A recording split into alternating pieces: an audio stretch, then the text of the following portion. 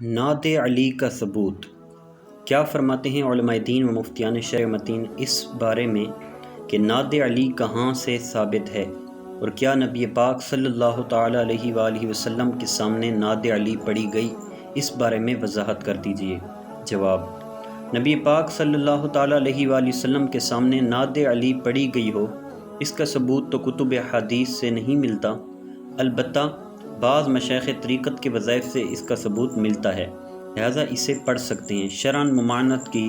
کوئی وجہ نہیں۔ اور بعض لوگ صرف اس لیے اس سے منع کرتے ہیں کہ اس میں لفظ یا کے ساتھ خطاب کر کے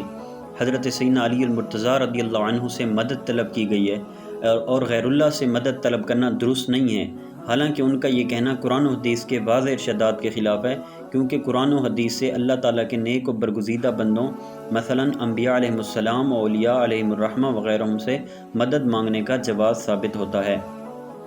امام اہل سنت الشاہ امام احمد رضا خان علیہ رحمۃ الرحمن کا نعت علی کے حوالے سے جو کلام فتاوی رضیہ شریف میں، اس کا خلاصہ یہ ہے کہ شاہ محمد غوث گوالیاری رحمۃ اللہ تعالی علیہ نے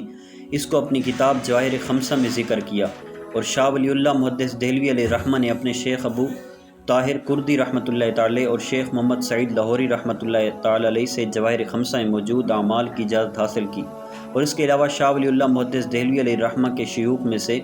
شیخ محمد اشرف لاہوری، شیخ مولانا عبد الملک، شیخ بایزید ثانی، شیخ شناوی اور مولانا وجیہ الدین علوی وغیرہ نے اس کی اجازتیں حاصل کیں۔ اس طرح شاہ ولی اللہ محدث دہلوی علیہ رحمہ کے ذریعے شاہ عبدالعزیز اور مولوی محمد اسحاق وغیرہ کو بھی اس کی اجازتیں ملیں۔ اللہ تعالیٰ کی عطا سے اس کے نیک بندے بھی مددگار ہیں، چنانچہ اللہ تعالیٰ ارشاد فرماتا ہے، ترجمہ کنز ایمان، تو بے شک اللہ ان کا مددگار ہے، اور جبریل اور نیک ایمان والے اور اس کے بعد فرشتے مدد پر ہیں۔ اور لفظ یا کے ذریعے خطاب کر کے بھی مدد طلب کرنا ثابت ہے، چنانچہ نبی پاک صلی اللہ تعالی علیہ وآلہ وسلم نے ارشاد فرمایا،